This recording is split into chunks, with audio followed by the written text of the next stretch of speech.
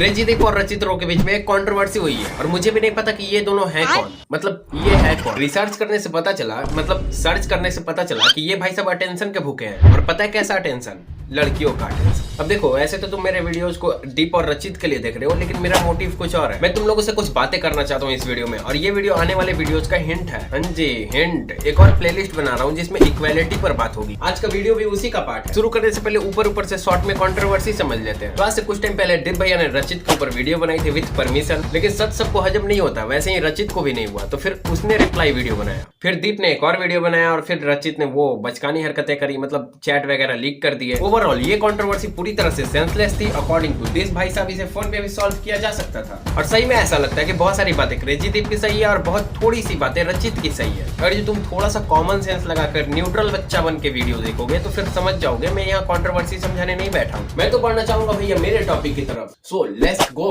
अभी चलेंगे सड़ेंगे, मेरे पीछे पड़ेंगे, मेरे बातें करेंगे, केवल राती जगेंगे, बिना बातों के लड़ेंगे, लेकिन हाथों को मलेंगे, ये न करेंगे मरेंगे, मेरी राहों पे चलेंगे। देखो भैया, सब कुछ सही चल रहा था, मैं इस मैटर में घंटा कुछ नहीं बोलता, लेकिन काउंटर करने के चक्कर में दीप भैया ने एक वर्ड का इनकाउंटर कर दिया, मतलब एक सेंटेंस बोल दिया जिसका दो मतलब निकल सकता है, जिसकी वजह से आज ये वीडियो देख रहे हैं। गलती है, लेकिन कुछ भी बोलो, रचित इज ट्रू फेमिनिस्ट, क्योंकि इसको ही पता है कि लड़कियों के बिना इसका करियर नहीं चलता। लेकिन रचित, तेरी फ्लर्टिंग के अंदर ना मैच्योर तरीके से समझते हैं। दीप भैया थर्ड जेंडर के ऊपर अपना पॉजिटिव ओपिनियन रखते हैं, तो आई डोंट थिंक कि भैया को जेंडर इक्वालिटी से कोई दिक्कत होगी। यहाँ पर दीप भाई ने जो बोला उसका दो मतलब निकाल सकते हैं। पहला, दीप भैया फेमिनिज्म को जानते हैं और वो सरकास्टिक तरीके से इसको फेमिनिस्ट बुला रहे हैं। अगर जो ऐसा है तो ये बात यहीं पर खत्म हो जानी चाहिए। लेकिन वहीं पर अगर जो दीप भैया दूसरे तरीका से सोच रहे हैं, मतलब फेमिनिज्म को उस नजरिए से देख रहे हैं जो नजरिया अभी सोशल मीडिया पर बना हुआ है, तो थोड़ा सा गड़बड़ वाली बात है। मैं काफी टाइम से दीप भैया को देख रहा हूँ और देखता भी इसलिए हूँ क्योंकि वो अनबायस्ड ओपिनियन देते हैं, ये तुम्हें पता होगा। और जहाँ पर वो मुझे अनबायस्ड नहीं दिखे वहां पर मैंने उनको क्रिटिसाइज भी किया था।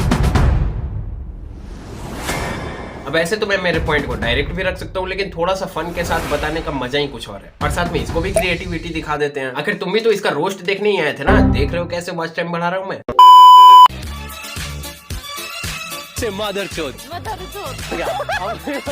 परफेक्ट। वो भाई साहब कॉमेडी, जापानीज लड़की से मदर डॉट बुलवा दिया, यही तो है क्रिएटिविटी। भाई सुन, एक टाइम पे मैं भी इन चीजों में एंटरटेनमेंट खोजता था। इवन मैंने सोच रखा था कि जैसे जैसे चैनल ग्रो करेगा वैसे वैसे अपने चैनल पर मैं माँ बहन और बाप भाई करना शुरू कर दूंगा। मतलब गाली में भी मैं ये सोचता था, इक्वालिटी। अब इस बात से थोड़ा सा इनके ऑडियंस भी ऑफेंड होगी, इनके ऑडियंस भी ऑफेंड होगी और थोड़ा सा इनका ऑडियंस भी ऑफेंड होगा भाई। लेकिन मेरे भाई, जब कॉमन सेंस बहुत ज्यादा कॉमन हो जाता है तब हमें रियलाइज होता है कि गाली देना अलग बात है और गालियों में माँ बहन करना अलग बात है। और मैं बस इतना पूछना चाहूंगा कि इस जगह तुमने जो गाली दिलवाया, इससे ये इमेज नहीं बनता कि हम फॉरेन जाकर के लड़कियों के साथ ऐसा बिहेव करें, मतलब गाली बुलवाएं। क्योंकि मेरे भाई, तू जो बुलवा रहा है ना, उसे घंटा पता नहीं कि वो क्या बोल रही है। अभी 21 साल का हुआ हो तो तुम्हारे दोस्त भी तो होंगे ना। तो टेंजी मेरी दोस्त है, इसके अलावा सिर्फ एक बार कुट्टू आई, इसके अलावा कोई भी लड़की मेरे स्क्रीन पे नहीं आती। तो कोई नहीं आता भाई। लाइक जिस तरीके से बोलता है कि लड़कियां ऐसे अपनी स्क्रीन पे बुलाता है ये, अरे भाई, लेकिन तुम्हारा कोई दोस्त नहीं है, फीमेल फ्रेंड नहीं है, तो भाई तुम एक बहुत बड़े लूजर हो भाई।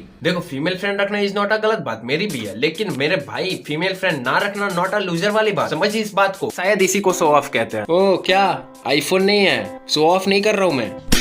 देखो रचित, बगल में एक कॉपी और पेन रखो और मेरे बातों को ध्यान से लिख करके पॉइंट बाय पॉइंट समझो, क्योंकि तुम्हें जरूरत है फेमिनिज्म को समझने का। डजंट मैटर कि तुम खुद को फेमिनिस्ट बुलाते हो या नहीं बुलाते हो। और अगर जो तू नहीं समझेगा तो भाई कोई बात नहीं, तू अभी चला जा वीडियो छोड़ के। अगर जो तू देख रहा है तो मैं मेरे ऑडियंस से बात कर लेता हूँ। फेमिनिज्म कभी भी लड़कियों को ऑब्जेक्टिफाई करना नहीं सिखाता और ना ही वो लड़कियों को देवी का दर्जा देने बोलता है। एक कम्युनिटी है जो लड़कियों को यहाँ रखती है और लड़कों को यहाँ। वहीं पर एक कम्युनिटी है जो बोलती है कि लड़कों को हम यहाँ कर देंगे और लड़कियों को यहाँ कर देंगे। फेमिनिज्म कहता है कि हम दोनों को यहाँ रखेंगे। तो अगर जो कोई इंसान खुद को फेमिनिस्ट बुला रहा है तो भाई वो केवल लड़कियों के फेवर में या केवल लड़कों के फेवर में नहीं बोलेगा। इस बात को अच्छे से समझने के लिए हर्ष बेनीवाल का वीडियो देखो। और ये feminism, veganism, rational thinking, critical thinking और ये क्या बोलते हैं इसको, एथिज्म, ये चीजें भाई कभी भी प्राउड वाली चीजें नहीं है। इस बात को समझो। अगर जो हम वो चीज बता रहे हैं तो वो प्राउड वाली चीजें नहीं होती। मैं जानता हूँ इस बात को मैच्योर ऑडियंस ही समझेगी, नादान ऑडियंस अभी भी कमेंट में जाकर तू भाई मुस्कान से बहुत पहले से और इंटरेक्ट, बट एग्जैक्टली मैं अभी के अकॉर्डिंग बताऊं ना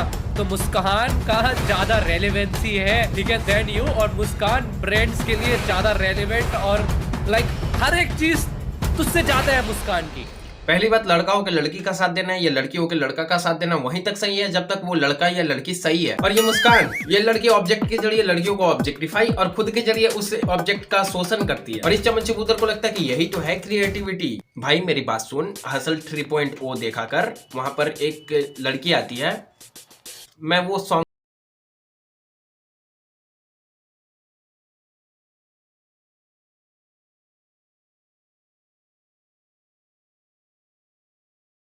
इसे कहते क्रिएटिविटी। वो क्रोम वाला रोल प्ले वाईटी पे करने को नहीं। पर लड़का और लड़की की चीज नहीं है बट हाँ, लेकिन जैसे सेजल जो करती है उस जगह पे कभी कभी वो थोड़ा सा प्रॉब्लम हो जाती है। ठीक है भाई, बल्कि तो मुस्कान कारिया का भी कंटेंट है। यस, मुस्कान कारिया के ऊपर बहुत सारे लोगों ने बोला है, ही सेड दैट दो, या उसने आई थिंक लेकिन कभी कभी जो क्रिएटर बोलना चाहता है वो लेकिन उस वे में उसने ना बोला हो। ठीक है, बट ऐसा नहीं है, बहुत सारे क्रिएटर्स हैं जो की थोड़ा सा वैसा डबल मीनिंग जोक्स मारती हैं, बट आई काइंड लेकिन मेरे को वो फनी लगते हैं। मुझे नहीं लगता कि वो खराब है। जैसे कि कुछ मुस्कान कारिया की रील्स मुझे इतनी खराब नहीं लगती, बट कुछ तो ओवर द लिमिट हो जाती है ऐसे करके। और मुस्कान इज स्टिल फाइन दो। अगर तुम सेजल से कंपेयर करोगे तो बहुत सारे लोग बोलेंगे कि मुस्कान फाइन है। ठीक है, देखो जिस तरीके से इस बंदे ने अपने बातों को रखा, मैं वो तरीका बताता हूँ, थोड़ा सा होल्ड करना, मैं तुरंत आता हूँ। हाँ भाई, तो मैं तरीका बता रहा था। पोकी बाबा से जब पूछा जाता है कि बाबा जी आप खुद मोह माया से दूर रहने के लिए बोलते हो और खुद लग्जरियस लाइफ जीते हो, तो वो बोलते कि देखो क्या दिक्कत है, जब ये बड़े बड़े सेलिब्रिटी, बड़े बड़े स्टार जब महंगे महंगे गाड़ियों में घूमते हैं, जबकि ये गुटखा का प्रचार करते हैं, तब आपको प्रॉब्लम नहीं होती। लेकिन मेरे प्यारे चोमू चबूतर, इस बात को समझना होता है ना कि हम गलतियों को कंपैरिजन करके नहीं छिपा सकते। मूली और गाजर में फर्क तो होता है, लेकिन हम दोनों को धोकर खाते हैं। बहुत सारे लड़के और बहुत सारे लड़कियां म्यूजिक में, स्पोर्ट्स में और बहुत सारे फील्ड में मेहनत कर रहे हैं और वो अंडररेटेड है। अंडररेटेड समझ में आता है भाई? क्रिएटिविटी तो देखो है।